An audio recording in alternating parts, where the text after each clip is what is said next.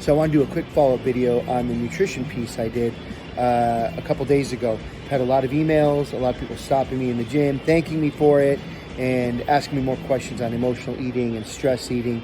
And I have a degree in the field, but I am by no means someone that can talk about the whole emotional and stress component perfectly. But what I do know is that when we are stressed, it throws our hormones into a little bit of a mess, and it throws this hormone called cortisol, which many of us are familiar with. And cortisol does a bunch of crazy stuff to our blood sugar levels. And when our blood sugar levels are messed up, the one thing we can fix that is by eating food. Food makes it feel good right away and soothes it.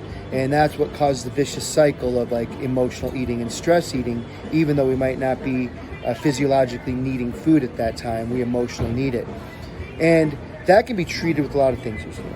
Everything from therapy to meditation to taking other stressors out of your life, like a really shitty job or relationship and all those other things.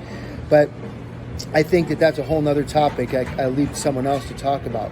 But one thing I do know that's very important with stress is managing our sleep.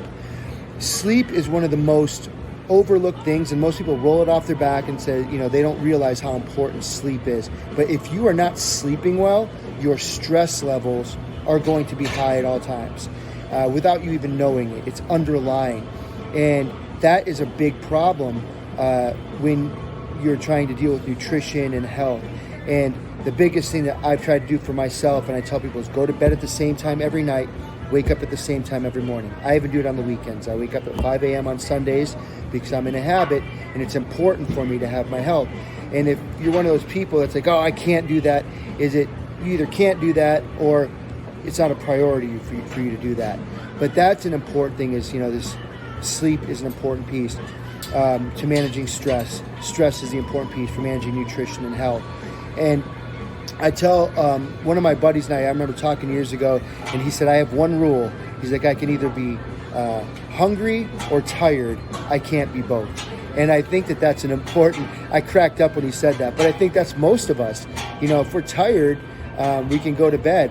If we're hungry, we can eat. But if you're both, you're going to just create a lot of stress, and you're going to eat. And if you're not getting the appropriate sleep and handling your stress, then you're going to get into trouble.